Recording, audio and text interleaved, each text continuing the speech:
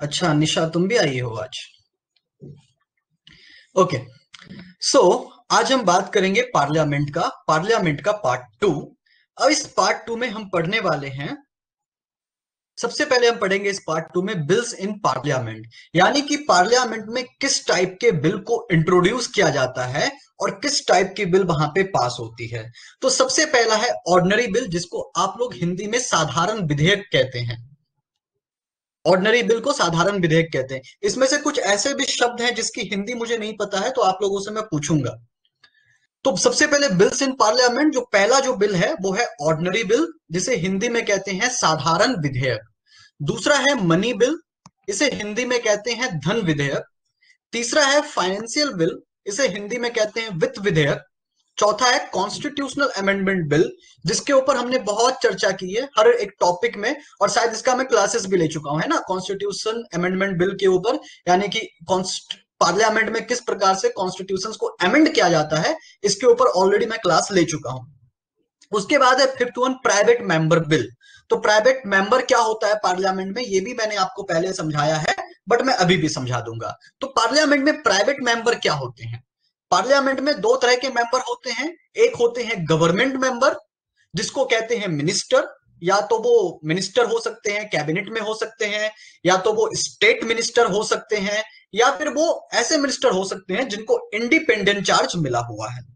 लेकिन जो member of parliament, जो सांसद मंत्री नहीं है, तो मंत्री के अलावा जितने भी पार्लियामेंट के मेंबर हैं, जितने भी पार्लियामेंट के सदस्य हैं, वो क्या कहलाएंगे? वो कहलाएंगे प्राइवेट मेंबर।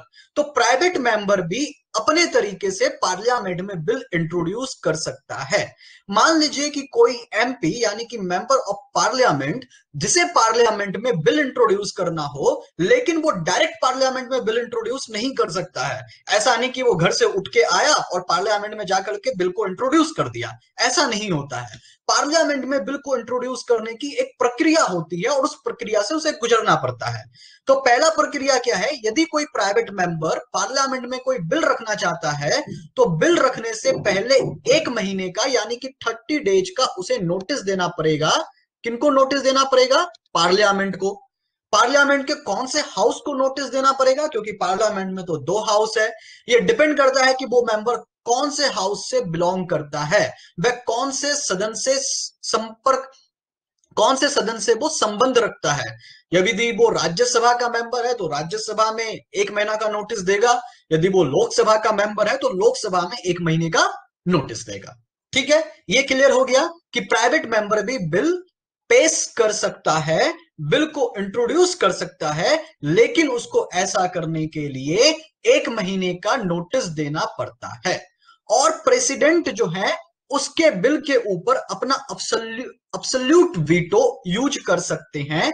अब्सोल्यूट वीटो में क्या होता है, ये हमने पहले भी डिस्कस कर लिया है प्रेसिडेंट वाले चैप्टर में। और प्रेसिडेंट के पास क्या पावर हो सकती है? उसके बिल को रिजेक्ट करने की, या फिर उसके बिल को पास करके अपने रिकमेंडेशन देने की। ये प्रेसिडेंट के पास अपना, उनका खुद का अधिकार है। ठीक है, लेकिन एक चीज आपको ध्यान रखना पड़ेगा, every member can introduce a bill only for 4 times in a year. क्या मतलब है इसका? यानी कि 1 साल में कोई एक प्राइवेट मेंबर सिर्फ और सिर्फ 4 ही बिल पेश कर सकता है, 4 से ज्यादा वो बिल पेश नहीं कर सकता है। तो ये बात हो गई हमारे प्राइवेट मेंबर बिल की। ठीक है, तो प्राइवेट मेंबर बिल को जाने दीजिए। प्राइवेट मेंबर का जो बिल होता है वो लोकसभा या राज्यसभा दोनों जगह पेश किया जा सकता है, दोनों जगह इंट्रोड्यूस किया जा सकता है। ये डिपेंड करता है कि वो मेंबर कौन से हाउस से बिलोंग करता है। ठीक है, क्लियर? प्राइवेट मेंबर बिल क्या होता है। इसके बाद हम आते हैं ordinary bill, money bill, financial bill और कॉन्स्टिट्यूशनल अमेंडमेंट बिल। लेकिन इस बिल को थोड़ा पढ़ने से पहले थोड़ा एक टेबल देख लीजिए। टेबल क्या है? Ordinary bill, money bill, financial bill और कॉन्स्टिट्यूशनल अमेंडमेंट बिल। ये टेबल काफी इंपॉर्टेंट है, यूपीएससी में इस टेबल से डायरेक्ट क्वेश्चन आ सकते हैं आपके लिए। तो सबसे पहले हम इसमें यह देख लेते हैं कि ऑर्डिनरी बिल जो होता है, ऑर्डिनरी बिल यानी कि साधारण विधेयक, इसे हिंदी में क्या कहते हैं? साधारण विधेयक।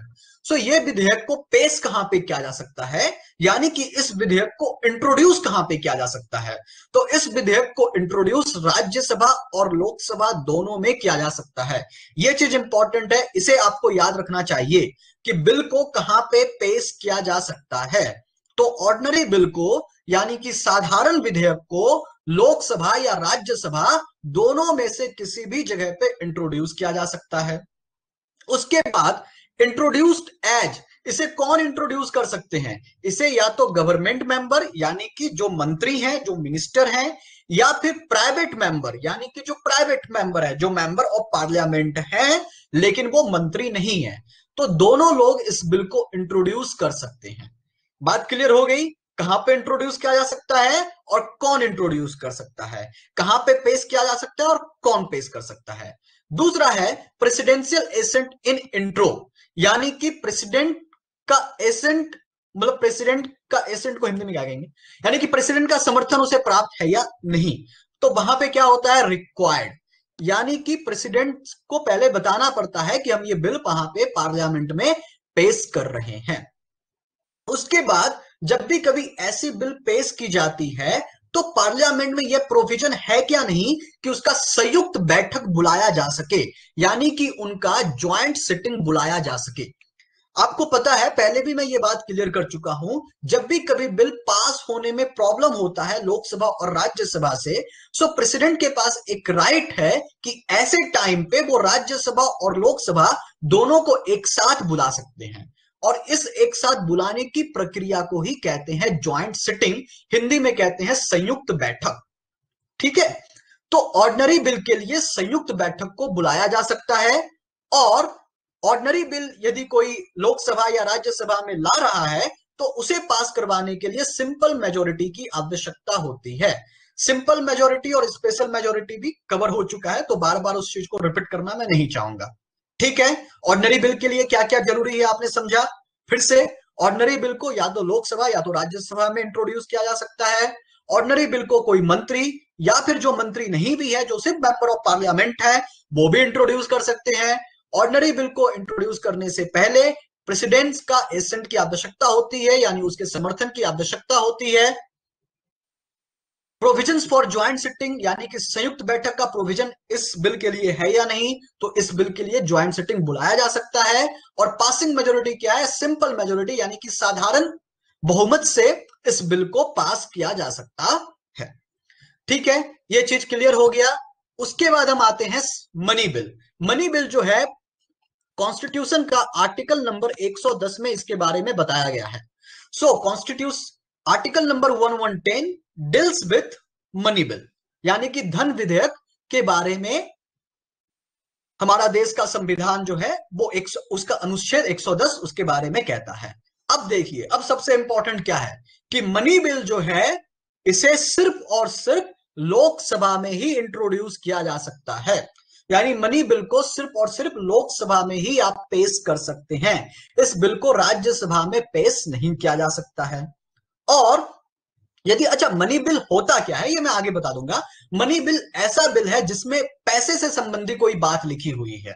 ठीक है, यानी कि किसी को लोन देना, किसी से लोन लेना, गवर्नमेंट का जो बक्सा है जिसमें पैसा भरा रहता है, उस बक्से से पैसे निकालना या उस बक्से में पैसे डालना, मतलब जो भी मनी से रिलेटेड चीज होती है, या फिर टैक्स को बढ़ाना, टैक्स को इंक्रीज करना, टैक्स को डिक्रीज करना, ये सारी चीजें जो होती है वो मनी बिल के अंतर्गत आती है।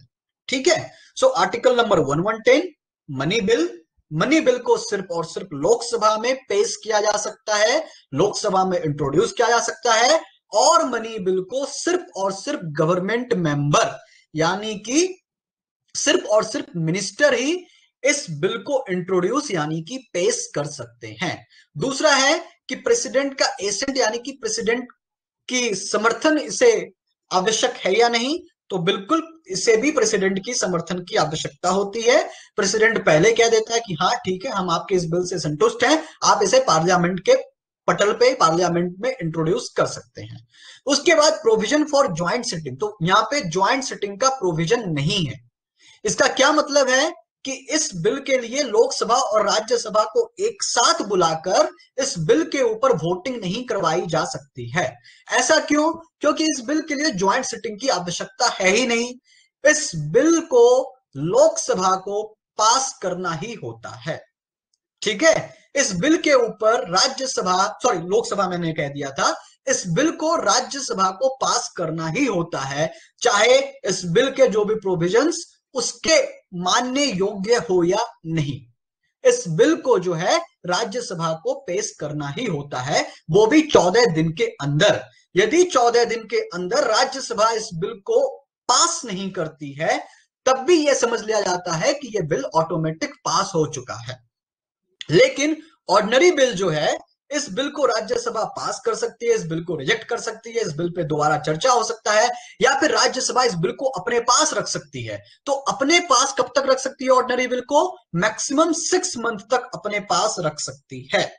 मनी बिल को मैक्सिमम 14 डेज तक अपने पास रख सकती है। और यदि 14 डेज तक भी उस बिल के ऊपर उसने कोई सिग्नेचर, कोई मतलब क्या कहते हैं, कोई निर्णय नहीं लिया, कोई डिसीजन नहीं लिया, तो वो बिल ऑटोमेटिक राज्यसभा से पास हो जाता है।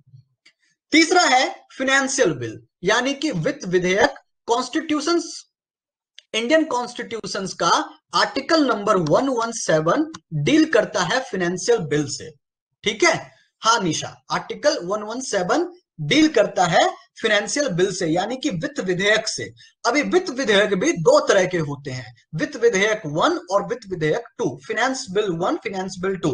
हालांकि दो तरह से दिया गया है, लेकिन फिनेंशियल बिल दोनों तरीके से, देखिए मनी बिल और फिनेंशियल बिल में ज्यादा कोई डिफरेंस नहीं है।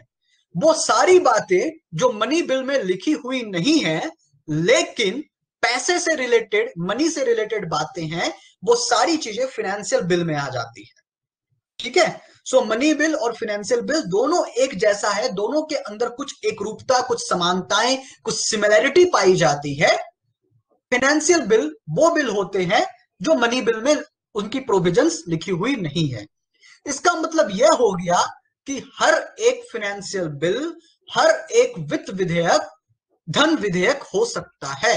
हर एक फाइनेंशियल बिल मनी बिल हो सकता है, लेकिन हर मनी बिल फाइनेंशियल बिल नहीं हो सकता है। ठीक है, so all financial bill can be money bill, but all money bill can not be financial. चलिए, तो फाइनेंशियल बिल जो है ये भी मनी बिल के तरह, इसे भी सिर्फ और सिर्फ लोकसभा में पेश किया जा सकता है। इस बिल को भी पेश करने के लिए, यानी कि इस बिल का भी इंट्रोडक्शन सिर्फ और सिर्फ गवर्नमेंट मेंबर यानी कि कोई मिनिस्टर ही कर सकते हैं। इस बिल के लिए भी प्रेसिडेंट का अप्रूवल यानी कि प्रियर अप्रूवल रिक्वायर्ड होता है।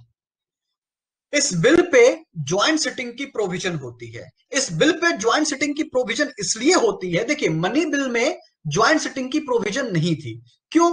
क्योंकि ज्वाइंट सिटिंग की किसी भी तरह से आवश्यकता ही नहीं थी। आवश्यकता क्यों नहीं थी? आवश्यकता कब होता है? जब कोई बखेड़ा खड़ा होता है, यानी कि लोकसभा से बिल पास हो गया, लेकिन राज्यसभा में वो बिल पास ही नहीं हो रहा है। पास क्यों नहीं हो रहा है? क्योंकि राज्यसभा के मेंबर उस बिल को पास होने नहीं दे रहे हैं। अच्छा, मेरा हेयर कट अच्छा लग रहा है।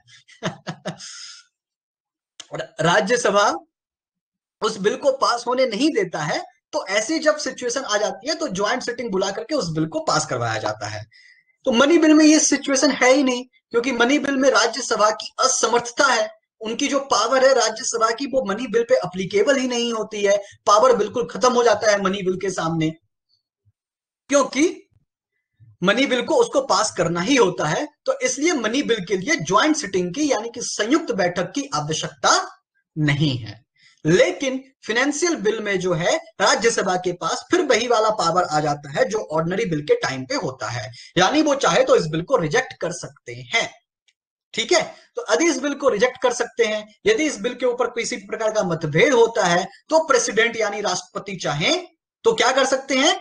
इस मतभेद को दूर करने के लिए ज्वाइंट सिटिंग बुला सकते हैं। अभी इस बिल को पास करने के लिए भी क्या चाहिए? सिंपल मेजोरिटी, यानी कि साधारण बहुमत से इस बिल को पास किया जा सकता है। इसके बाद जो सबसे इंपॉर्टेंट है कॉन्स्टिट्यूशनल अमेंडमेंट। आर्टिकल नंबर क्या है कॉन्स्टिट्यूशनल अमेंडमेंट का? कौन बताएगा? बता चुका हूं मैं पहले आप लोगों को। अच्छा, ऑर्डिनरी बिल की कोई आर्टिकल नहीं है, क्यों आर्टिकल नहीं है? क्योंकि ऑर्डिनरी बिल बहुत सारे होते हैं टाइप के, तो उसमें क्या आर्टिकल? सो कॉन्स्टिट्यूशनल अमेंडमेंट, मुझे माइग्रेन हो रहा है। 112 गलत। और कोई महारथी? इतना तुम लोग को पढ़ा चुका हूं रे, कैसे बच्चे रे तुम लोग।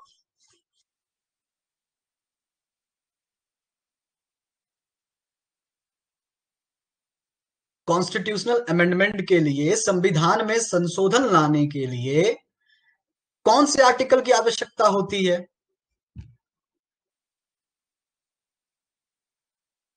आर्टिकल 368 है ना? तो क्यों नहीं बता रहे थे आप लोग?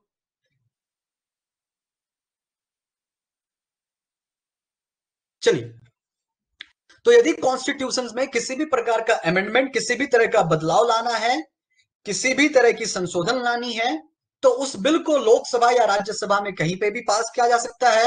हालांकि कॉन्स्टिट्यूशन अमेंडमेंट के ऊपर मैंने पूरा चैप्टर ही पढ़ाया है, जो नहीं पढ़े हैं वो रिकॉर्डेड क्लास मेरा देख सकते हैं।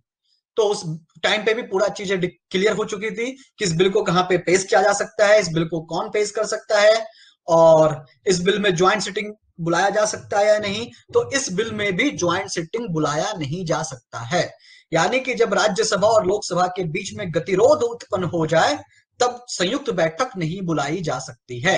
और इस बिल को पास करने के लिए स्पेशल मेजोरिटी की आवश्यकता होती है, यानी कि विशेष बहुमत की आवश्यकता होती है। ठीक है, चलिए अब हम आते हैं स्टेजेस ऑफ बिल पे। अच्छा, स्टेजेस ऑफ बिल पे आने से पहले मैं एक चीज और डिक्लेयर कर दूं। राज्यसभा के पास किसी भी तरह का पावर नहीं होता है मनी बिल से रिलेटेड, लेकिन यदि राज्यसभा चाहे तो लोकसभा से ये रिक्वेस्ट कर सकती है कि आपने जो हमें बिल भेजा है, इस बिल में हमें ये चेंजेस चाहिए। ठीक है, मतलब ये बिल हमारे अनुरूप नहीं है, हम चाहते हैं कि इस बिल में थोड़ा सा अमेंडमेंट हो और इसमें ये कुछ चेंजेस कर दी जाए। तो ये बिल फिर से लोकसभा में भेजी जाती है। अभी लोकसभा उस चीज के ऊपर विचार करते हैं। लोकसभा चाहे तो उस बिल में कुछ चेंजेस कर सकते हैं, या फिर लोकसभा चाहे तो उस चीज में चेंजेस नहीं कर सकते हैं।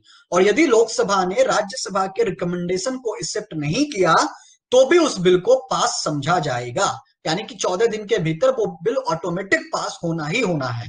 एक बार लोकसभा से वो बिल पास हो गया तो राज्यसभा में 14 दिन के अंदर वो बिल पास होना है, चाहे राज्यसभा उसके ऊपर कुछ अमेंडमेंट के लिए रिक्वेस्ट करती है और वो रिक्वेस्ट एक्सेप्ट होता है या नहीं होता है, तो भी उस बिल को पास समझा जाएगा। क्लियर? ये क्वेश्चन शायद यूपीएससी ने 2012 या 2013 में पूछा था, इसलिए मैंने यहां पे थोड़ा एक्सप्लेनेशन आपको दे दिया। चलिए, उसके बाद स्टेजेस ऑफ बिल, यानी कि अभी तो हमने देख लिया कि बिल क्या है, कौन कहां पे इंट्रोड्यूस किया जा सकता है, इस बिल को कौन पेश कर सकता है, इस बिल में ज्वाइंट सिटिंग की आवश्यकता थी या नहीं थी। लेकिन ऐसा नहीं है कि इस बिल को हमने पार्लियामेंट में रखा और पार्लियामेंट से पास हो जाती है बिल। इसके पीछे भी बहुत ज्यादा टेक्निकल चीजें होती है, बहुत ज्यादा स्टेजेस होते हैं इस बिल को पास करवाने के लिए। तो चलिए उस बिल को हम पढ़ते हैं, क्या स्टेजेस हैं। तो सबसे पहला फर्स्ट स्टेज होता है जिसको कहते हैं first reading of the bill. Hindi में कहेंगे प्रथम पठन कहेंगे, है ना शायद। यस, प्रथम पठन कहेंगे उस बिल का। जैसे बिल को इंट्रोड्यूस किया जाता है, अभी डिपेंड करता है इस बिल को लोकसभा में इंट्रोड्यूस किया जा रहा है या फिर इस बिल को राज्यसभा में इंट्रोड्यूस किया जा रहा है। और यदि बिल फिनेंस बिल है, यदि बिल मनी बिल है, तो ऑब्वियस सी बात है इस बिल को लोकसभा में इंट्रोड्यूस किया जाएगा। तो जहां पे भी इस बिल को इंट्रोड्यूस किया गया है वहां पे इसकी फर्स्ट रीडिंग होगी। फर्स्ट रीडिंग में क्या होती है? फर्स्ट रीडिंग में बताया जाता है कि प्रोविजंस ऑफ प्रपोज्ड लॉ, यानी कि जो आपने बिल लाए हैं और उस बिल में जो भी लॉ, जो भी चेंजेस आपको करवाना है, उसके प्रोविजंस क्या है, कैसे उसमें चेंजेस किया जा सकता है, कॉन्स्टिट्यूशन में उसको चेंज करने के लिए क्या प्रोविजन रहे हैं। उसके बाद है स्टेटमेंट ऑफ ऑब्जेक्टिव, यानी कि उस बिल का उद्देश्य क्या है और रीजन, उसके पीछे कारण क्या है। ये चीजें जो है आपको पार्लियामेंट में बतानी पड़ती है। तो आपको मतलब किनको बतानी पड़ती है? इस बिल को जो भी लाता है उसे ये बात पार्लियामेंट में बतानी पड़ती है। ठीक है, if a private member wishes to introduce a bill, he must give 1 month period notice to his intentions to introduce the bill, seeking permission of the house to do so। यानी कि private member को यदि कोई bill लाना है तो वो 1 महीने पहले, 1 महीने का मतलब जो पीरियड नोटिस देंगे, और अपना इंटेंशन बताएंगे कि उस बिल के पीछे लाने का उनका ध्येय क्या है। ठीक है, usually it is not opposed but if it opposed, यानी कि जब भी कोई प्राइवेट मेंबर बिल लाता है लोकसभा में या राज्यसभा में, जब भी कोई पेश करता है तो उसे 1 महीने पहले बताना पड़ता है। लेकिन वो लोकसभा या राज्यसभा हो सकता है कि उस बिल पे ओपोज कर सकती है। यूजुअली उस बिल पे वो ओपोज नहीं करते, उस बिल को एक्सेप्ट कर लेते हैं और 1 महीने के बाद उस बिल को उनको परमिशन दे दिया जाता है कि आप इस बिल को इस टाइम पे इंट्रोड्यूस कर सकते हैं। ठीक है, so after bill introduce in house, यानी कि जब ये बिल हाउस में इंट्रोड्यूस हो जाती है, हाउस का मतलब है लोकसभा और राज्यसभा दोनों में से कहीं भी, जब ये बिल पूरी तरह से इंट्रोड्यूस हो गया, इस बिल की ऑब्जेक्टिव क्लियर हो चुकी है, इस बिल के आने के पीछे का रीजन क्लियर हो चुका है, उसके बाद इस बिल को गैजेट ऑफ इंडिया में प्रिंट करवाया जाता है। ठीक है, आपने कभी बहुत सारे न्यूज़पेपर में आपने देखा होगा गैजेट ऑफ इंडिया प्रिंट करके वहां पे आता है और वहां पे उस चीज के बारे में लिखी होती है, उस बिल के बारे में लिखी होती है। ये हो गया फर्स्ट स्टेज, यानी कि विधेयक को लाने का जो पहला जो स्तर है वह यह है। उसके बाद हम आते हैं second reading of the bill.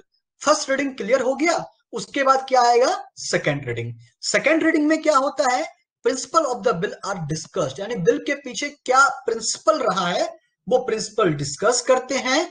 Members make speech about for और against the principle of the bill. अब देखिए इसका क्या मतलब हो गया, इसका मतलब यह हो गया कि जब पहले स्टेज में इस बिल को रखा गया है, इस बिल के बारे में बताया गया है, अब उसके बाद बात आती है डिस्कशन करने की, तो डिस्कशन में सभी लोग शामिल हो जाते हैं। डिस्कशन में सभी लोग शामिल होते हैं, जितने भी मेंबर्स हैं। अब मेंबर्स इस बिल के पक्ष में या विपक्ष में, इसको अपोज करते हैं या इनके फेवर में होते हैं, तो बात वहां पे प्रश्नोत्तरी की आती है।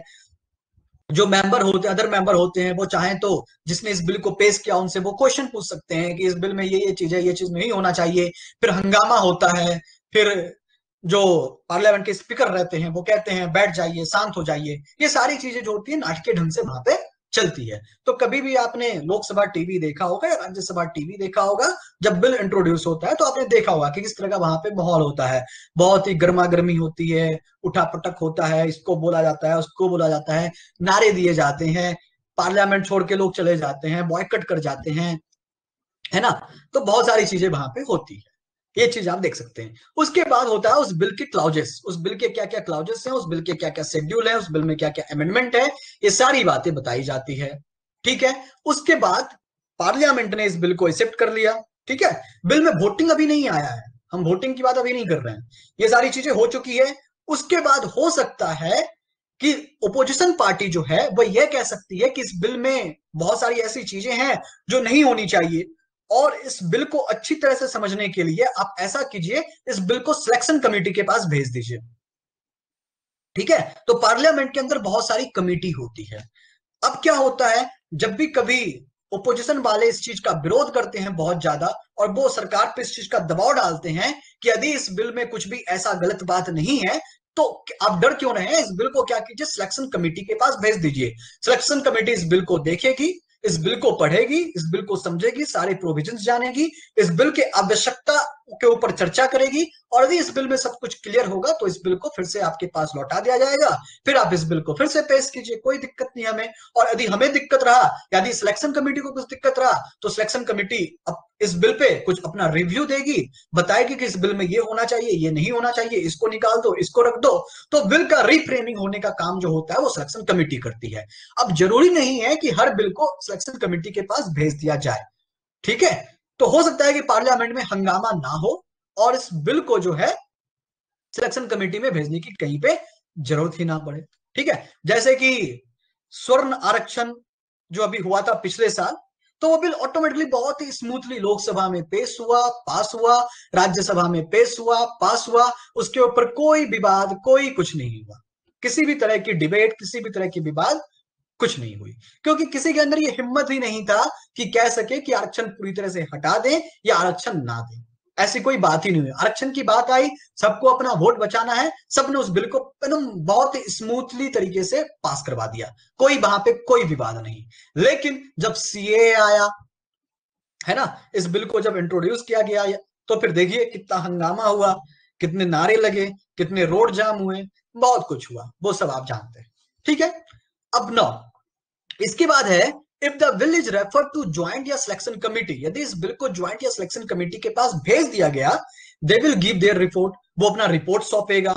ठीक है, विद इन स्पेसिफाइड डेट, यानी कि उस सिलेक्शन कमेटी को एक स्पेसिफाइड डेट दी जाएगी कि आप 1 महीने के अंदर, 2 महीने के अंदर, 6 महीने के अंदर जो है इसके ऊपर पढ़िए, विचार कीजिए और हमें बताइए किसमें क्या है। सिलेक्शन कमेटी क्या है? देखिए, पार्लियामेंट में बहुत सारी कमेटी होती है, इस कमेटी के बारे में भी हम आगे पढ़ेंगे, है ना। तो बहुत सारी कमेटी में, जैसे कि जरूरी नहीं है कि सारी कमेटी के जो सदस्य होते हैं वो किसी पार्टी विशेष के होते हैं। लोकसभा में बहुत सारी पार्टियां होती है, party A B C, party A मतलब कोई पक्ष में, कोई सरकार के पक्ष वाली पार्टी होती है, सरकार के अलायंस वाली पार्टी होती है, कुछ पार्टी ओपोजिशन वाली होती है। तो जो कमेटी बनता है वो कमेटी में सारे तरह के मेंबर्स होते हैं, यानी जिनका सरकार है वो भी, जिनका सरकार नहीं है वो भी। फिर उन मेंबर के पास जब ये चीज जाता है, मतलब देखिए पार्लियामेंट में हमने कोई बिल लाया तो पार्लियामेंट में 300 400 500 लोग हैं, तो ऑब्वियसली बात है उसके ऊपर हंगामा होगा। ठीक है, तो अच्छा क्या बात है कि इस बिल को किसी कमेटी में दे दिया जाए, क्योंकि कमेटी में कभी भी 10 से ज्यादा मेंबर नहीं होते हैं, तो कमेटी में कम मेंबर होते हैं और वो मेंबर सारे पार्टी से बिलोंग करते हैं, तो सारी पार्टी की इंफॉर्मेशन उनके पास चली जाती है। मतलब जो भी वो बिल आया है उनके पास, तो सारे पार्टी के मेंबर उस बिल को पढ़ सकते हैं और उस बिल में क्या क्या चीजें हैं वो अपने पार्टी मेंबर को बता सकते हैं। उसके बाद जो उसमें चेंजेस करवाना हो वो चेंजेस करवाएंगे। तो मतलब क्या होगा, पार्लियामेंट का टाइम बचेगा, पार्लियामेंट में जो हौ हंगामा जो होता है वह नहीं होगा। ठीक है, हाँ कहा था मैं, if the bill is referred to joint selection committee they shall give their report। अब वो रिपोर्ट देगा, report and bills are printed, जो भी वो रिपोर्ट दिया उस रिपोर्ट को प्रिंट करते हैं, प्रिंट करने के बाद एक एक कॉपी जितने भी मेंबर ऑफ पार्लियामेंट है उन सबको दे दी जाती है, भैया ले जाओ पढ़ो तुम आराम से, कोई दिक्कत नहीं हमें।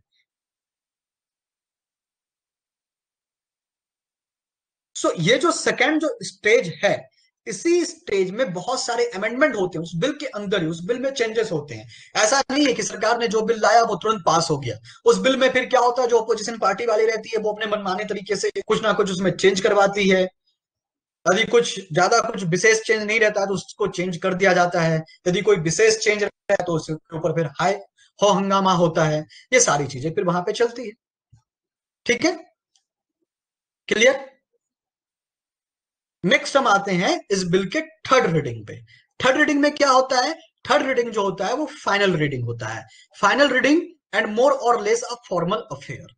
सो debate is confined to accept और rejection of the bill and submitted to vote of the house. यानी अब इसके ऊपर डिबेट चलता है, डिबेट खत्म होने के बाद इस बिल, डिबेट खत्म होने के बाद इस बिल के ऊपर वोटिंग चलती है कि इस बिल को पास होना चाहिए या नहीं होना चाहिए। तो मान लीजिए कि पार्लियामेंट में 400 लोग हैं बैठे हुए, हालांकि हैं तो 552, 552 भी नहीं है कि बहुत ज्यादा चुने ही नहीं गए, तो हमेशा 552 की संख्या कभी भी फुलफिल नहीं होती है।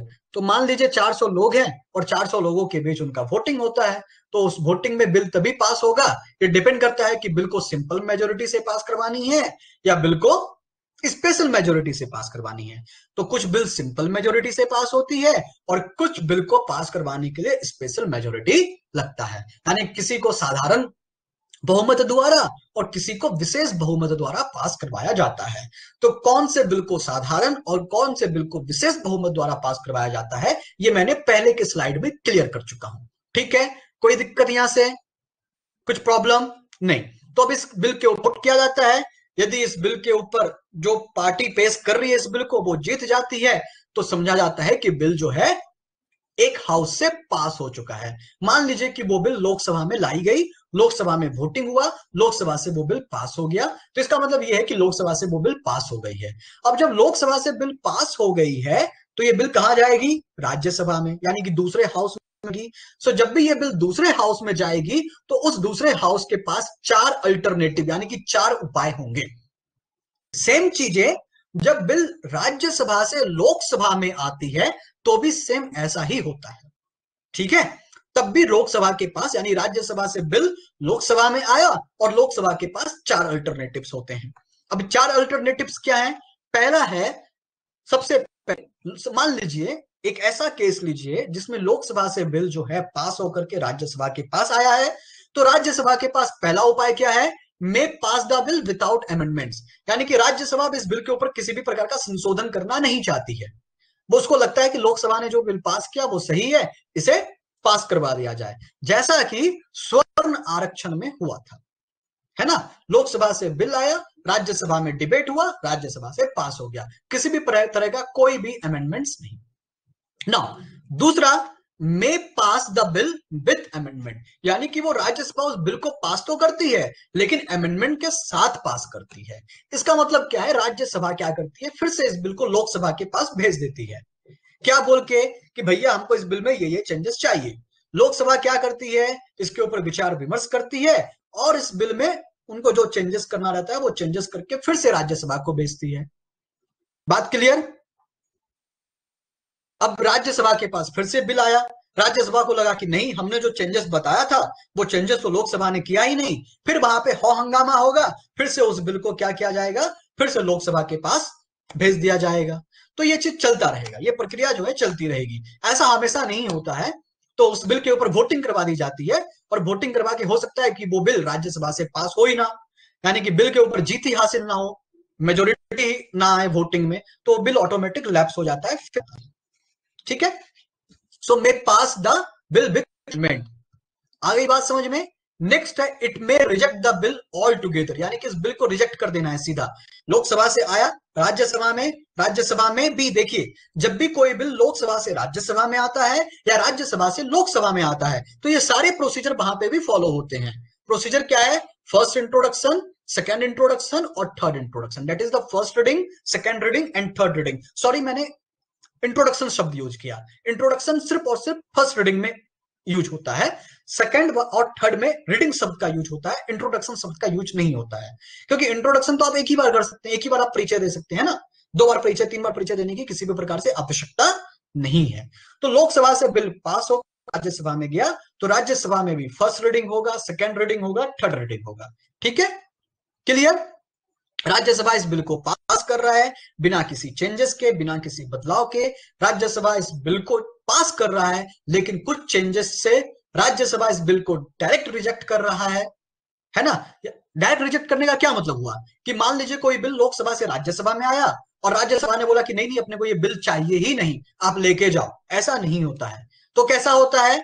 ये बिल राज्यसभा में जाता है, राज्यसभा में भी सेम वही प्रोसीजर होता है जो लोकसभा में हुआ था, यानी कि first reading, second reading, third reading, और थर्ड रीडिंग के एंड में क्या होती है? वोटिंग होती है। और वोटिंग से यदि वो बिल देने वाले जीत नहीं पाते हैं, यानी उसको बराबर मत नहीं मिल पाता है जितना चाहिए होता है, जो सिंपल मेजोरिटी हो गया या फिर स्पेशल मेजोरिटी हो गया, यदि उस तरह से उसको उस चीज के ऊपर मत नहीं मिल पाया तो इसका मतलब है कि वो बिल हार चुका है, वो बिल अब राज्यसभा से पास नहीं हो सकता। उसी का मतलब है थर्ड पॉइंट। ठीक है, लेकिन इस 3 चीजों के अलावा भी राज्यसभा के पास एक चीज और है, वो क्या है? May not take any action on the bill, यानी बिल के ऊपर किसी भी प्रकार का एक्शन ही नहीं। यानी वो बिल राज्यसभा में आया, वो बिल के ऊपर किसी भी प्रकार का डिबेट नहीं हुआ, कोई डिस्कशन नहीं हुआ, लेकिन ऐसा मैक्सिमम आप 6 मंथ तक ही कर सकते हैं यदि वो ऑर्डिनरी बिल रहा तो। ठीक है, after lapse of 6 months from the date of reception of the bill, president may summon joint sitting, यानी कि 6 महीने के बाद भी राज्यसभा ने इस बिल को पास होने नहीं दिया, राज्यसभा ने इसके ऊपर किसी भी प्रकार का कोई निर्णय नहीं लिया, तो प्रेसिडेंट क्या करेंगे? एक ज्वाइंट सिटिंग बुलाएंगे, यानी कि संयुक्त बैठक बुलाएंगे इसके ऊपर। ठीक है, कोई दिक्कत यहां तक आया समझ में? आता है ना, क्यों नहीं आएगा? एक बार बिल रिजेक्ट हो गया तो फिर से आएगा, एक बार रिजेक्ट हो जाता है तो दोबारा फिर से लेकिन फिर से वही तरीका है, फिर लोकसभा नया बिल बनाएगी, कॉपी छापेगी, बिल को इंट्रोड्यूस करवाया जाएगा, फिर उसके ऊपर हंगामा होगा, नारे लगेंगे, रैलियां होगी, भूख हड़ताल होगा, सारी चीजें होगी। ज्वाइंट सिटिंग ऑफ पार्लियामेंट क्या है? Joint sitting of parliament, so president के पास एक पावर है और प्रेसिडेंट ये पावर किसको देता है? स्पीकर को। देखिए, जब भी ज्वाइंट सिटिंग होता है, जब भी संयुक्त बैठक होता है, तो उस बैठक का अध्यक्षता यानी कि चेयरमैनशिप किसके हाथ में होता है। हालांकि प्रेसिडेंट ज्वाइंट सिटिंग बुलाता है, लेकिन प्रेसिडेंट खुद उस ज्वाइंट सिटिंग में नहीं बैठता है। तो प्रेसिडेंट किसको बैठाता है उस ज्वाइंट सिटिंग में। प्रेसिडेंट बोलता है स्पीकर को कि भैया, कौन से स्पीकर, स्पीकर तो एक ही होते हैं, लोकसभा के स्पीकर। राज्यसभा में स्पीकर नहीं, राज्यसभा में चेयरमैन होते हैं। लोकसभा के स्पीकर को बोलते हैं कि भैया आप बैठ जाओ, ज्वाइंट सिटिंग करवा लो, भैया दीदी जो भी हो।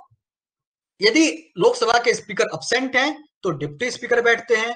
यदि डिप्टी स्पीकर भी अब्सेंट हैं तो फिर राज्यसभा के जो चेयरमैन होते हैं वो ज्वाइंट सिटिंग को होस्ट करते हैं, चेयरमैनशिप करते हैं। और यदि चेयरमैन भी अब्सेंट हो तो फिर कोई और कर लेता है जो वहां पे प्रेजेंट रहेगा। लास्ट टाइम बताया था कि 10 लोगों की लिस्ट होती है लोकसभा से और 10 लोगों की लिस्ट होती है राज्यसभा से, उसमें से किसी एक को चुन लिया जाएगा। ठीक है। डेडलॉक, डेडलॉक का मतलब होता है हिंदी में मतभेद हो जाना। मतलब इस बिल को पास होने नहीं दिया जा रहा है ना, यानी लोकसभा और राज्यसभा, या लोकसभा से बिल पास हो गया लेकिन राज्यसभा में विवाद की स्थिति पैदा हो चुकी है। डेडलॉक का मतलब हो सकता है विवाद की स्थिति पैदा होना। तो जब भी किसी भी प्रकार का विवाद का स्थिति पैदा होता है, यानी कि ऐसा विवाद जिससे कि इस बिल को आगे बढ़ने दिया ही नहीं जा रहा है, तब क्या होता है, तब प्रेसिडेंट जो है वो ज्वाइंट सिटिंग बुलाता है। ज्वाइंट सिटिंग बुलाने से क्या होता है, बिल पास हो जाता है आराम से। क्यों आराम से हो जाता है, क्योंकि लोकसभा में मेंबर्स की संख्या ज्यादा है। मेंबर्स की संख्या ज्यादा होने से जो पार्टी है, यानी जो सरकार में है, जो गवर्नमेंट रूलिंग पार्टी है, उसके पास मेंबर्स ज्यादा होते हैं। और राज्यसभा में तो ऐसे भी 250 ही मेंबर हैं।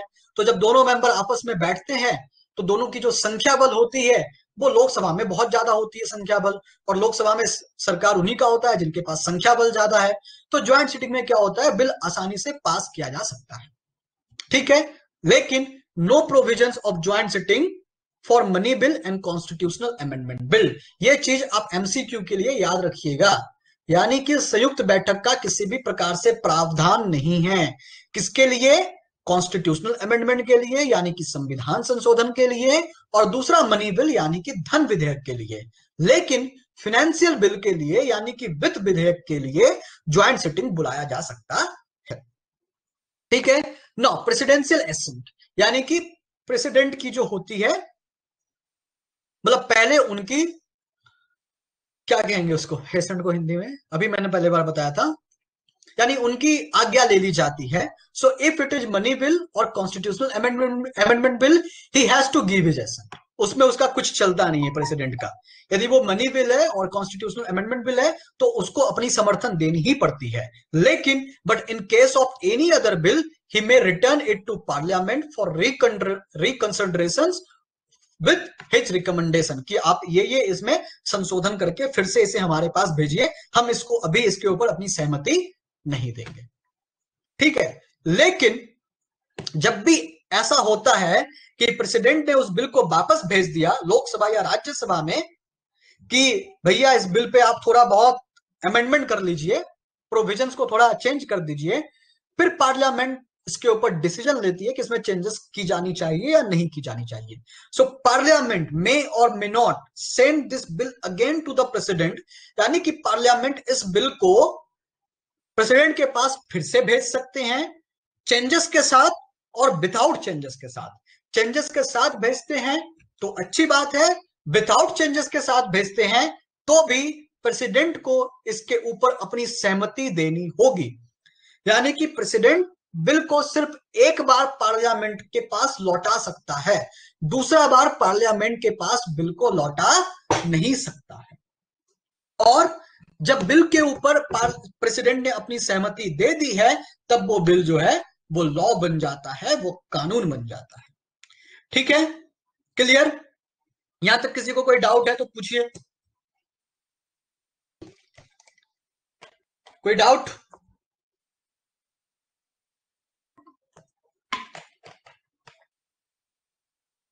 मजा आ रहा है समझने में। अभी यूपीएससी में पिछले साल जो जो क्वेश्चंस आए आज हम वो भी करेंगे इस चैप्टर से रिलेटेड। देखते हैं किसको कितना आंसर आता है। निशा ने कुछ पूछा है, डिफरेंस क्या होता है दोनों में, किस चीज की बात कर रही थी आप, अभी मैंने आपका देखा, शायद आपने बात किया होगा मनी बिल और फाइनेंशियल बिल का। और मैंने डिफरेंस बता चुका हूं।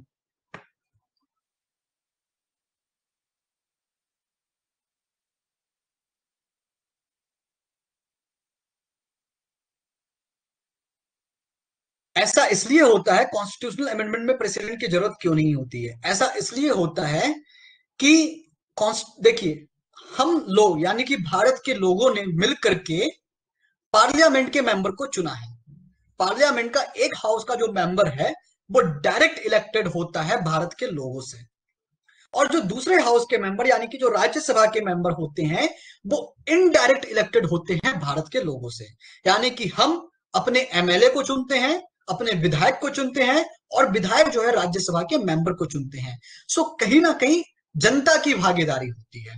सो पार्लियामेंट का यह कर्तव्य होता है कि वो जनता के लिए जो है सही तरीके से कानून बना सके, सही तरीके से संविधान में संशोधन कर सके। क्योंकि संविधान जब बना था तो उसका तो बहुत साल हो चुका है। संविधान जिस वक्त बनाया गया था तो उस वक्त भारत की वर्तमान स्थितियों को देखकर बनाया गया। अभी उस स्थिति में बहुत ज्यादा परिवर्तन आया है, और संसार परिवर्तनशील होता है। परिवर्तन के साथ हर एक किसी को चेंज होना चाहिए, किसी को भी रिजिड ही नहीं होना चाहिए कि नहीं हम इसी पे टिके रहेंगे, दुनिया इधर से इधर हो जाए।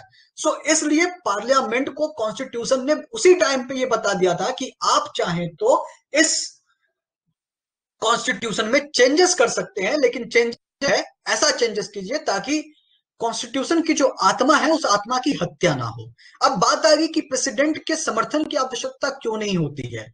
प्रेसिडेंट की समर्थन की आवश्यकता उसमें भी होती है। आपने शायद पूरी चीजों को अच्छी तरह से नहीं समझा। यहां पे लिखा हुआ है बात कि प्रेसिडेंट की पहले समर्थन की आवश्यकता है या नहीं। एक होता है प्रेसिडेंट का पहले समर्थन प्राप्त करना, और दूसरा होता है प्रेसिडेंट का बाद में समर्थन प्राप्त करना। यानी कि जब भी आप कोई मनी बिल पेश करते हैं तब आपको प्रेसिडेंट से पहले अप्रूवल लेना पड़ता है, लेकिन जब आप कॉन्स्टिट्यूशनल अमेंडमेंट बिल पेश करते हैं तो आपको प्रेसिडेंट से अप्रूवल लेने की जरूरत नहीं पड़ती है, क्योंकि भारत के लोगों ने ही पार्लियामेंट के लोगों को भेजा है। तो पार्लियामेंट के पास ये पूरा निर्णय होता है कि वो ये डिसाइड कर सके कि क्या लॉ बननी चाहिए और क्या नहीं बननी चाहिए। लेकिन वो बिल पास होने के बाद में अप्रूवल के लिए तो प्रेसिडेंट के पास जाएगा ही जाएगा। लेकिन एक चीज और है, एक चीज और ये है कि अमेंडमेंट बिल जब भी आता है प्रेसिडेंट के पास तो प्रेसिडेंट को उस बिल के ऊपर अप्रूवल देना ही पड़ता है। प्रेसिडेंट उस बिल को रिजेक्ट नहीं कर सकते हैं, क्योंकि उस बिल को पार्लियामेंट ने भेजा और कुछ चेंजेस के लिए भेजा है, इसलिए उस बिल को वो रिजेक्ट नहीं कर सकते हैं। यदि उस बिल को वो रिजेक्ट करते रह जाएं तो चेंजेस नहीं हो पाएगा। चेंजेस नहीं हो पाएगा तो ये जो पब्लिक है वो स्मूथली नहीं चल पाएगी।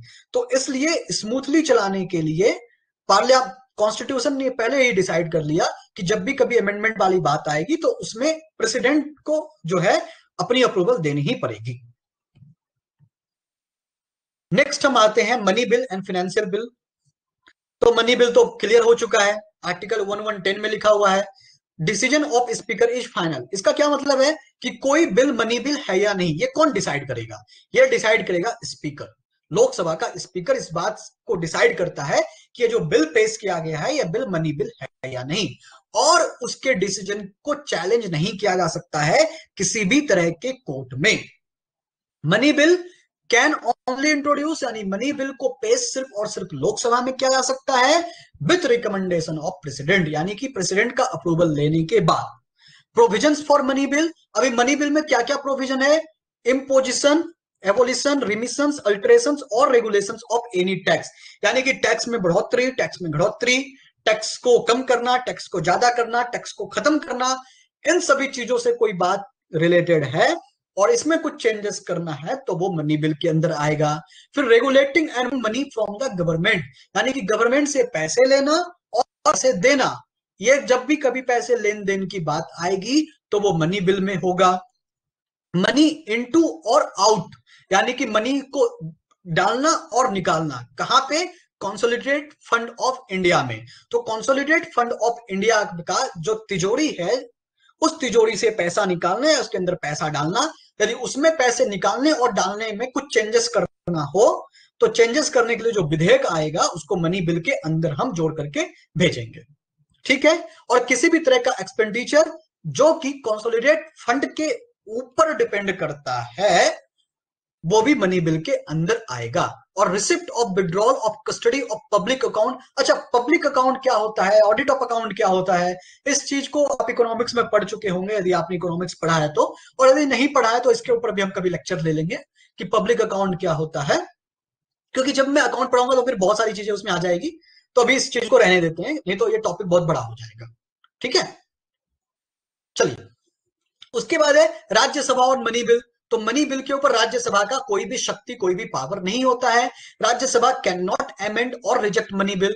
मनी बिल को ना तो वो अमेंड कर सकता है और ना उस बिल को रिजेक्ट कर सकता है, लेकिन वो सिर्फ थोड़ा सा रिकमेंडेशन दे सकता है कि भैया इस बिल में थोड़ी थोड़ी चीजें आप चेंज कर दो हमारे अकॉर्डिंग। लोकसभा चाहे तो उसके चेंजेस को मानेगी या फिर नहीं मानेगी, मानी तो ठीक, नहीं मानी तो भी वो बिल जो है ऑटोमेटिक 14 दिन के अंदर पास हो जाएगा। ठीक है, उसके बाद आता है फिनेंशियल बिल, यानी कि वित्त विधेयक 117। ध्यान रखिएगा कि सारा फिनेंशियल बिल जो है वो मनी बिल ही होता है। मनी बिल में वो सारी बातें आएगी जो इसमें नहीं है, यानी कि ऐसी चीजें जो पैसे से संबंधित है, मनी से रिलेटेड है, लेकिन इसके अंतर्गत वो बातें नहीं आ रही है। तो जो बातें इसके अंतर्गत नहीं आ रही है वो इसके अंतर्गत आ जाएगी, यानी उसको क्या कह देंगे, उसको कह देंगे फिनेंशियल बिल। ठीक है, और फिनेंशियल बिल कहीं पे भी इंट्रोड्यूस किया नहीं, फिनेंशियल बिल जो है सिर्फ और सिर्फ लोकसभा में इंट्रोड्यूस किया जा सकता है, लेकिन फिनेंशियल बिल के ऊपर जो है आप ज्वाइंट सिटिंग जो है बुला सकते हैं। और राज्यसभा का पूरा राइट है, जो ऑर्डिनरी बिल में राज्यसभा के पास राइट था वही राइट इनके पास इस बिल में भी है। इस बिल को वो रिजेक्ट कर सकती है, इस बिल को वो अप्रूव कर सकती है, इस बिल के ऊपर अमेंडमेंट लाने के लिए लोकसभा से सिफारिश कर सकती है, सारी चीजें इसमें भी होती है। ठीक है, और मनी बिल को प्रेसिडेंट जो है रिकंसिडर के लिए लोकसभा में नहीं भेज सकते। मनी बिल को, कॉन्स्टिट्यूशन अमेंडमेंट बिल को प्रेसिडेंट जो है लोकसभा को या फिर पार्लियामेंट को इसके ऊपर दोबारा सोचने के लिए नहीं भेज सकते हैं, रिकमेंडेशन के लिए नहीं भेज सकते हैं, लेकिन फाइनेंशियल बिल को जो है प्रेसिडेंट भेज सकते हैं। ये चीजों के बाद अब आता है lapsing of bills in parliament, यानी कि पार्लियामेंट में कब कोई बिल खत्म हो जाता है, लैप्स हो जाता है। देखिए कुछ केसेस हम पढ़ते हैं। केस व्हेन बिल लैप्स, यानी जब वो बिल ऑटोमेटिक खत्म हो जाता है, जब कोई बिल खत्म नहीं हो पाता है।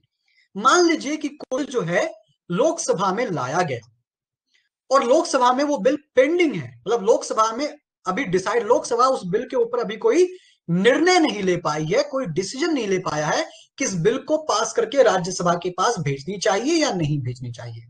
इसका मतलब यह है कि वो बिल लोकसभा में आया है लेकिन उसके ऊपर वोटिंग नहीं हुई है, और इसी दौरान मान लीजिए कि लोकसभा भंग हो गया, सरकार गिर गई, लोकसभा खत्म हो गया, तब क्या होगा, तब जो वो बिल लोकसभा में जो पेंडिंग थी वो बिल ऑटोमेटिक क्या होगी, खत्म हो जाएगी, नई लोकसभा का गठन होगा, नए लोकसभा में उस बिल की कोई जरूरत नहीं है।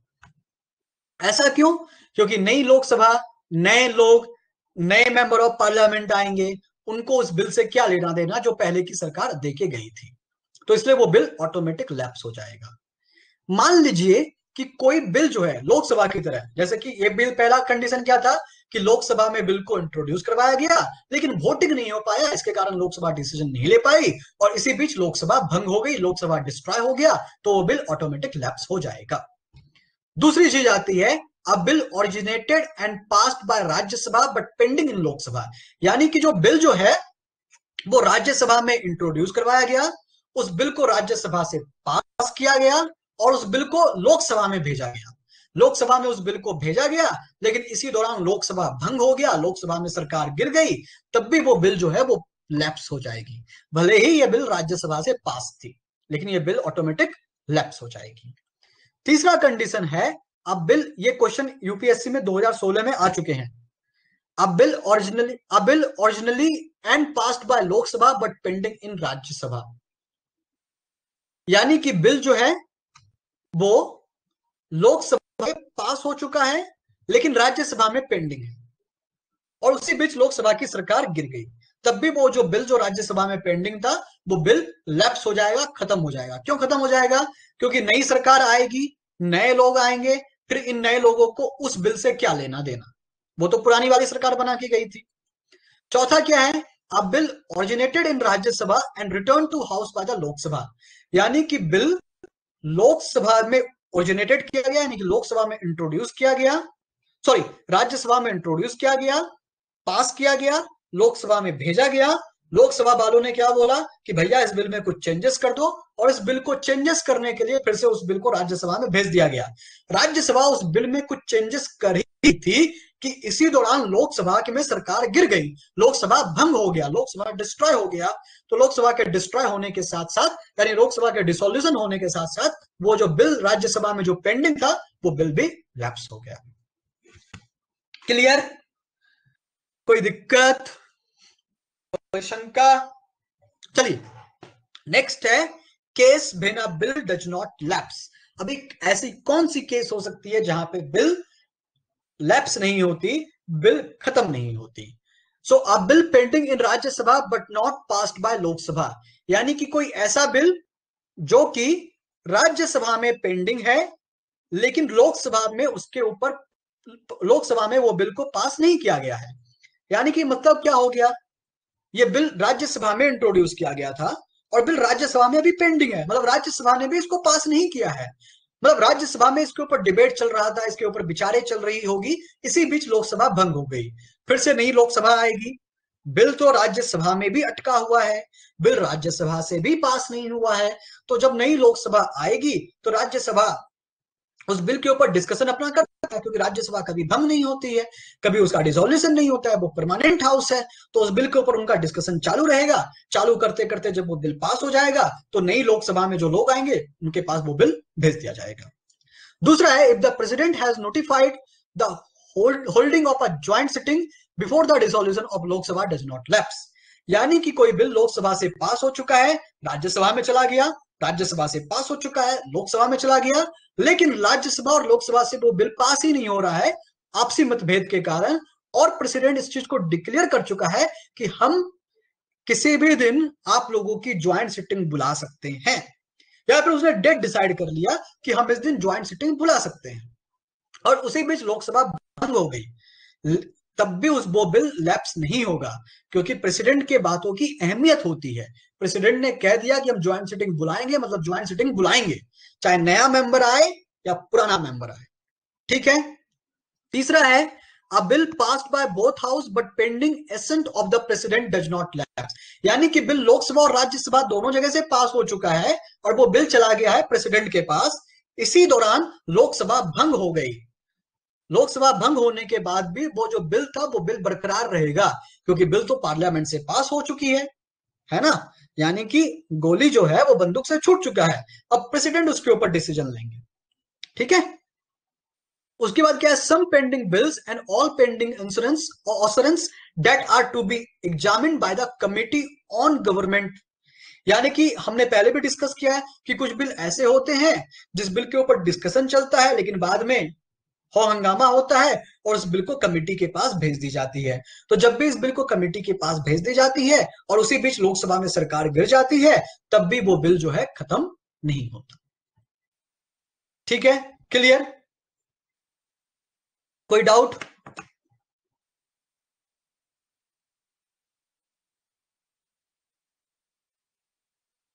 आगे चले।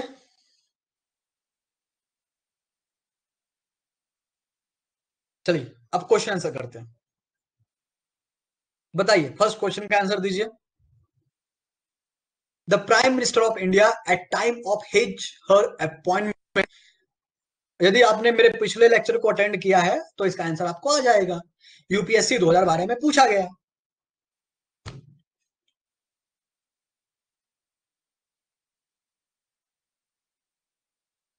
सो प्रधानमंत्री के नियुक्ति के समय need not necessary B a member of one of the house, प्रधानमंत्री को आवश्यकता नहीं है कि वो दोनों में से किसी भी सदन के सदस्य हो, लेकिन यदि वो प्रधानमंत्री बन जाते हैं तो 6 महीने के अंदर ही उनको किसी भी सदन की सदस्यता को ग्रहण करना पड़ेगा।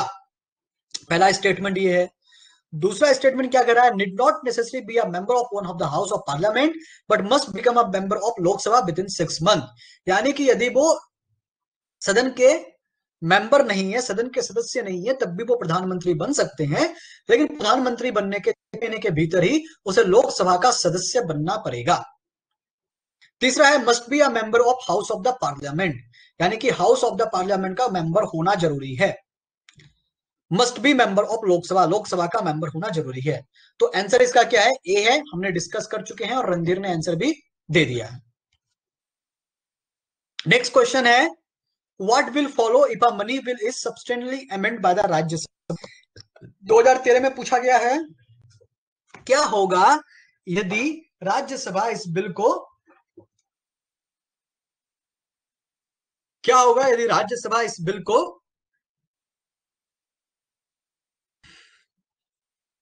चेंजेस करता है? तो आप जवाब दीजिए, मैं कॉल अटेंड कर लेता हूं, कॉल आ रहा है मेरा।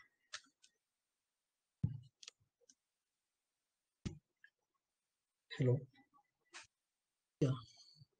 तो tomorrow we will going ना? Okay, at what time? Yeah, 9:30 is not possible because I will sleep at late night. So today I will sleep around 4 o'clock. I have some work now. That's why. Sure. So 11:30. Make it 11:30. Yeah, 11:30 I will be there. Yeah, Baba. 11:30 I will be there. Okay. Sure. Bye bye. Yeah. Bye. I will call you back. Yeah. After 30 minutes I will call you. Bye. Second का answer what will follow if a money bill is substantially amend bye Rajya Sabha, यानी कि Rajya Sabha money bill के ऊपर किसी भी प्रकार का amendment करती है तो क्या होता है? लोकसभा में still proceed the bill accepting और not accepting the recommendation of Rajya Sabha.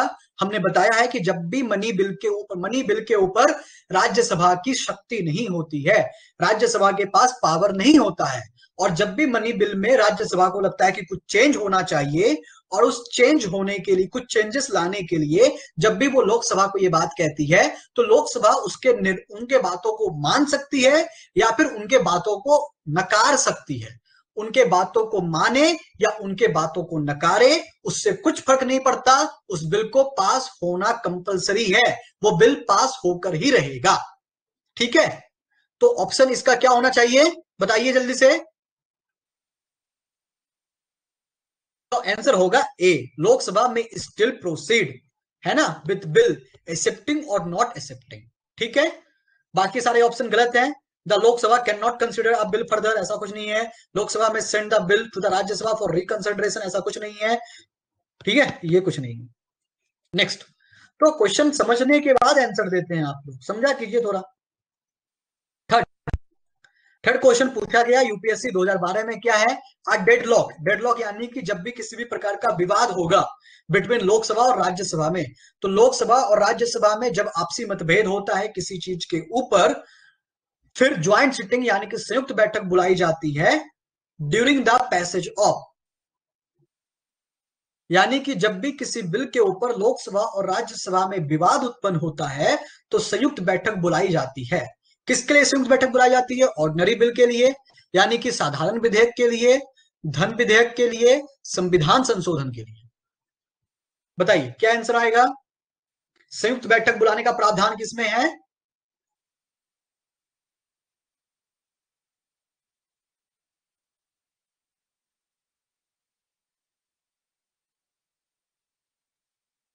गलत जवाब।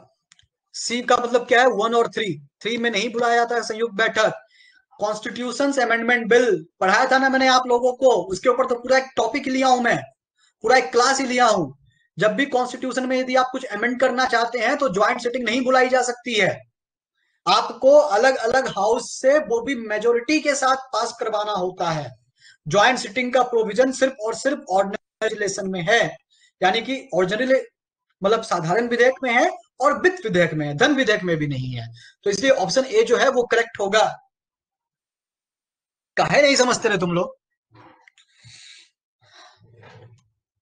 Next, question number 4, regarding the office of Lok Sabha speaker, यानी कि लोकसभा स्पीकर के ऑफिस में कंसिडर द फॉलोइंग स्टेटमेंट। अब हमने लास्ट क्लास में लोकसभा स्पीकर के बारे में पढ़ा था, है ना, हमने पार्लियामेंट के ऑफिसर्स के बारे में पढ़ा था जिसमें लोकसभा के स्पीकर, फिर deputy speaker, chairman, deputy chairman, इन सब चीजों के बारे में पढ़ा था। तो लास्ट टाइम जो मेरा क्लास अटेंड किए होंगे उनको ये आंसर आना चाहिए। क्या है क्वेश्चन?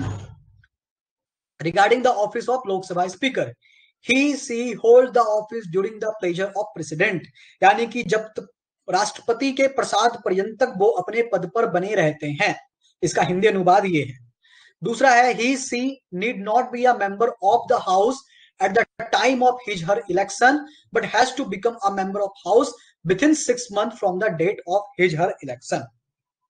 देखिए, यदि आपको प्रधानमंत्री बनना है, यदि आपको मिनिस्टर बनना है, तब आपके ऊपर यह बात लागू होता है। ठीक है, यह बात तब लागू होता है जब आपको मिनिस्टर बनना हो, कि चलो आप मिनिस्टर बन जाओ और 6 महीने के भीतर आपको किसी भी हाउस का हम सदस्यता दिला देंगे। लेकिन लोकसभा का स्पीकर यदि आपको बनना है तो आपको लोकसभा का ही मेंबर होना पड़ेगा। ठीक है, तो इसलिए ये ऑप्शन तो पूरी तरीके से ही गलत है। तीसरा ऑप्शन क्या है? If he she intends to resign the letter of his her resignation has to be address to the deputy speaker. हमने आपको बताया था लास्ट टाइम पे भी कि यदि लोकसभा के स्पीकर का कभी मन करे कि चलो भाई अपने पद से इस्तीफा दे दो, तो वो इस्तीफा किसके पास सौंपेगा? वो इस्तीफा सौंपेगा डिप्टी स्पीकर के पास। तो ये ऑप्शन बिल्कुल पूरी तरीके से सही है। So he she hold the office during the pleasure of president, ये भी ऑप्शन गलत है। सो ऑप्शन क्या होगा? बी सही। वो राष्ट्रपति के प्रसाद पर्यंत पद पे बनी नहीं रहती है, क्योंकि राष्ट्रपति अपॉइंट करते भी नहीं है। उनको तो लोकसभा का मेंबर ही आपस में मिलकर के वोटिंग करके उनको चुनते हैं। ठीक है, समझियो कि नहीं समझे? आगे चलें, आगे चलिए। कंसिडर द फॉलोइंग स्टेटमेंट 2013 में आ चुका है। कंसिडर कीजिए, निम्नलिखित कथनों पे विचार कीजिए। क्या विचार करना है? The council of minister in the centre shall be collectively responsible to the parliament, यानी कि जो मंत्री परिषद होते हैं वो संसद के प्रति सामूहिक रूप से जिम्मेदार होते हैं।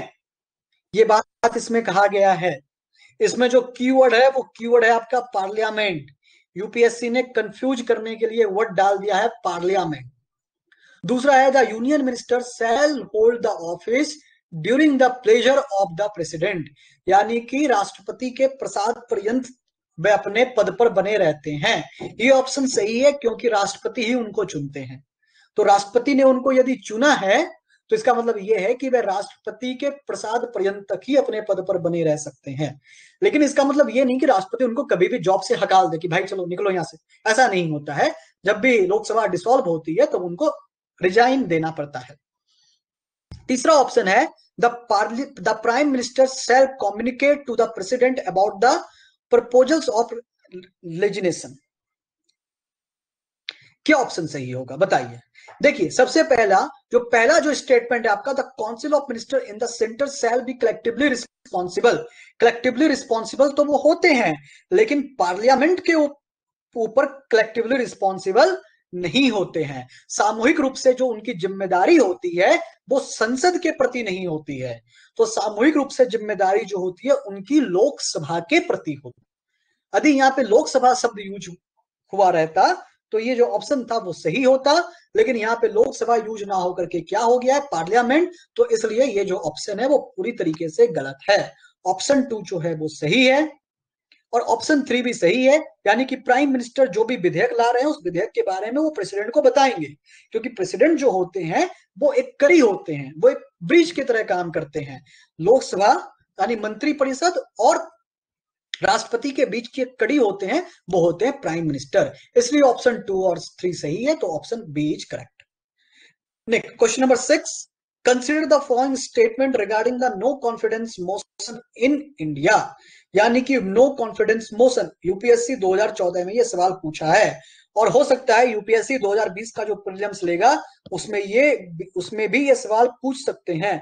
क्योंकि इसलिए पूछ सकते हैं क्योंकि हाल ही में यानी कि पिछले साल नो कॉन्फिडेंस मोशन लाया गया था, जिसे कांग्रेस गवर्नमेंट ने लाई थी।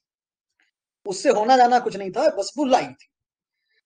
So there is no mention of no confidence motion in the Constitution of India. जब मैंने ये बात पढ़ाया था तो मैं कहा था कि कॉन्स्टिट्यूशन में, संविधान में किसी भी प्रकार से इस बात का लिखित विवरण नहीं मिलता है कि नो कॉन्फिडेंस मोशन लाया जाएगा। सेकंड क्या है, a motion of no confidence can be introduce in Lok Sabha only, यानी कि इसे सिर्फ लोकसभा में ही पेश किया जा सकता है नो कॉन्फिडेंस मोशन को। क्या सही होगा बताइए। पहला तो मैंने बोल दिया गलत है,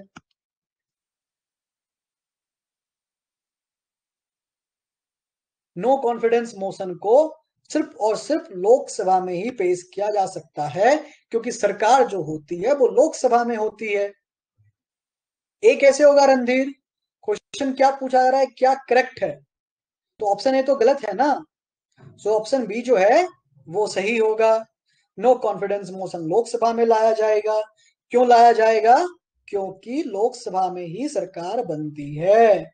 समझे क्या नहीं? लोकसभा में ही सरकार बनती है।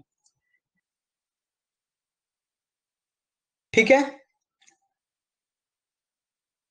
समझे? कोई दिक्कत, कोई समस्या जिसका आपको समाधान चाहिए, कुछ पूछना है तो पूछिए। निशा पहली बार क्लास आई, कुछ डाउट है? बीच में क्लास ज्वाइन किया, फिर भी सब कुछ समझ में आया होगा, ऐसा मैं सोच कर चलता हूं। मैं भी यार क्या क्या बना रहा हूँ बैठ करके।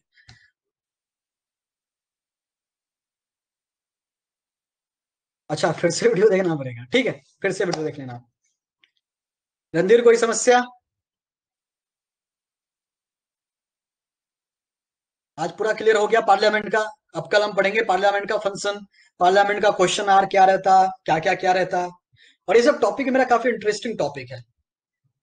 अरे यार हिंदी में पीडीएफ मत मांगो, देखो ऐसे भी आप रणधीर, जब आप क्लास ज्वाइन किए होगे तब कभी भी मैंने कहीं पे भी ये मेंशन नहीं किया है कि मैं नोट्स प्रोवाइड करवाऊंगा,